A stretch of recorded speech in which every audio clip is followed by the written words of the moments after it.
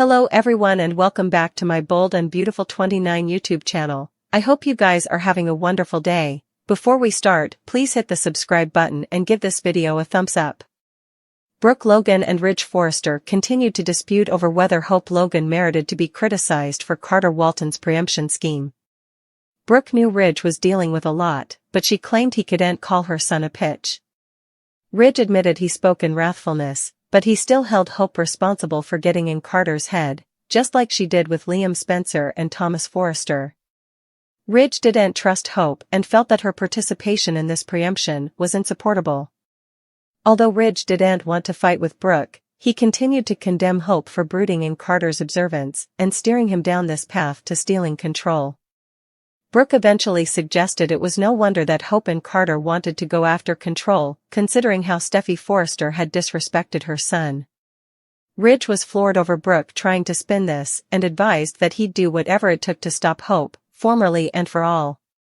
At Forrester Creations, Hope prompted Carter to sit in the CEO-president as they celebrated their palm. When Zende Forrester Dominguez arrived wondering what was going on, he said about Carter was now the head of the company. That news thwarted Zende, but Carter and Hope gave him updates on how everything went down. Zende was spooked over Carter stealing Forrester Creations, but Carter rushed to his own defense. Hope supported Carter and refocused out that since Hope for the Future was being reinstated, she wanted Zende to stay on as her lead developer. Zende also set about Carter and Hope's love, so he was left with a lot of marvels to reuse. In the Forrester salon on Thursday's B&B occasion, Will Spencer allowed. It was weird for Remy Price to bring a pizza that Electra Forrester didn't order. Will also allowed. It was odd that Remy wound up in the same megacity as Electra, working not too far from where she worked. Remy claimed it was a small world and mentioned commodity about Hope being Will's kinsman. When Remy sought evidence that their maters were sisters, Will said that's frequently how it works to have a kinsman. Will kept giving Remy an station and allowed. Perhaps he should leave. Remy wondered if it was a problem for him to see Electra since they were musketeers, but Will acted like they were busy with work. Electra principally agreed she shouldn't get caught loosening off, so Remy fumed over her not wanting him there. After Remy said Electra worked in a big fashion house now, he added that he was just the pizza delivery Joe. Remy gave one last dirty light before he took off. Still, Electra defended Remy to Will after he left and really wanted Will to get to know him like she did. Will admitted he felt commodity was out and that he wasn't so sure he trusted Remy. Remy pulled up the deepfake creator on his laptop and prepared to remove clothes on Electra's snap. Remy looked determined as he declared that LA was no good for Electra. Remy's about to stir up further trouble, so we'll bring you prognostications on Electra's brewing horror.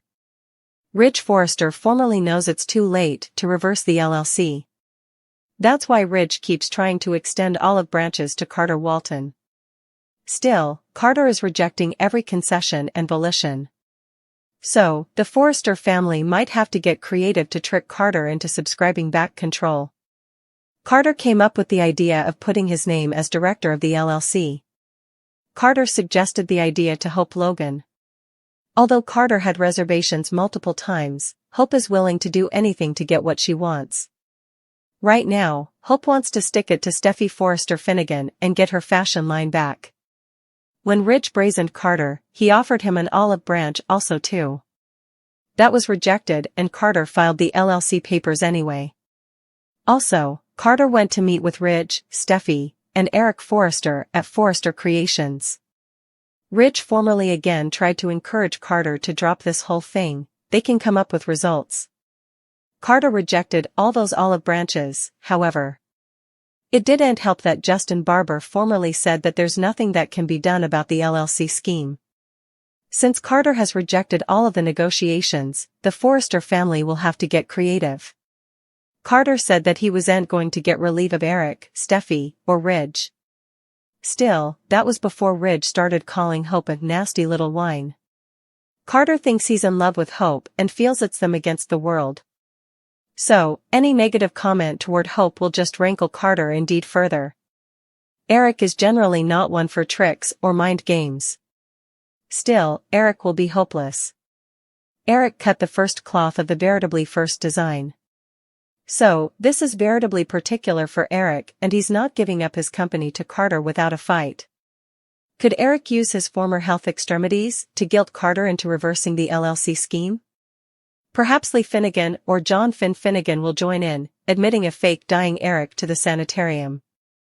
Eric could be on his fake deathbed, soliciting Carter to do the right thing. Once Carter does, Eric will bounce out of that sanitarium bed, and also there will be consequences. Carter and Hope enter their ruling places at Forrester Creations. Of course, that causes some huge drama. The Forresters fight back against the Logans in the ultimate conflict for control. Don't miss a nanosecond of the action. The Forresters refuse to accept that Carter is now the head of the company.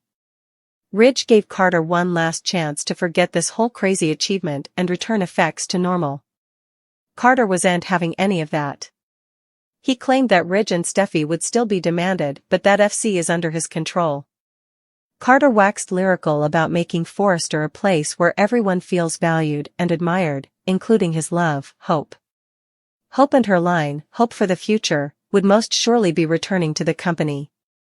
Eric bashed Carter for his treason and mockingly asked him if he also had a place for him at the company he innovated. Ridge lashed out at Hope and also retreated home with Brooke. Brooke made it clear that Ridge's language with her son was inferior. How their relationship would fare after Ridge's attack sounded questionable. Now, Carter and Hope take their assumed places in leading Forrester Creations. You can go, they will delight this moment. Are Forrester services capsized and things thrown into the hallway? If Steffi finds Hope sitting at her office, you can imagine the war that will follow. Soon enough, it's an each-out battle of the Forresters versus the Logans. Does this mean that Brooke, Katie, Will, and indeed Donna show up to support Hope? Hope and Carter step into power at Forrester Creations. The Forresters and Logans disaccord in a high-stakes battle for control. Carter Walton has successfully seized control of Forrester Creations, but the palm has not come without significant offerings. While he has Hope Logan supporting him, Steffi Forrester and Ridge Forrester remain skeptical, believing that Hope is simply using Carter for her own purposes. Carter's choices have raised eyebrows for Ridge and Steffi, who believe he's heading for ineluctable heartache. They believe he'll be hurt, and eventually lose everything. Indeed, if his relationship with Hope enjoys a brief moment of happiness, numerous would argue that the downsides far outweigh any benefits, and he'll end up bereft. Once Ridge's closest friend and a dependable supporter, Carter has shattered that bond fully, losing a stylish friend he'd for times over Hope. While he also had connections with Steffi and Eric Forrester, they now see him as a betrayer and no longer trust him. Although Carter may have secured a temporary palm, it's clear that the show won't allow him to maintain control of Forrester Creations indefinitely. Carter doesn't have the authority to convert control from Ridge and Steffi, especially since this isn't his family business. His reasons for taking similar drastic measures feel rather weak. The fact that Hope's floundering line was discontinued hardly justifies his conduct, nor does the rejection of his ambitious global empire offer. It appears that Carter has surpassed and rushed into a scheme that's likely to boomerang. The narrative seems to be steering him toward a significant downfall, potentially leaving him helpless and with nothing to show for his sweats. Still, Carter will truly hit gemstone bottom.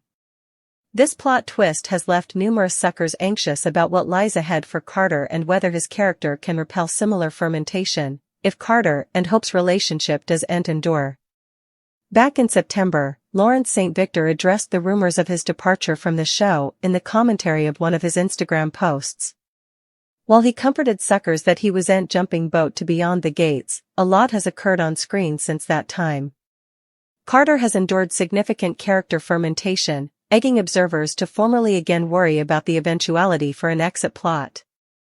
Carter might find himself in a tight spot, potentially getting an infrequently seen character, much like Liam Spencer has lately.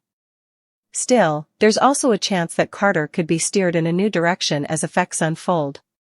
A redemption bout could be on the horizon if he manages to save a Forrester or performs an act that helps him recapture some favor with the family.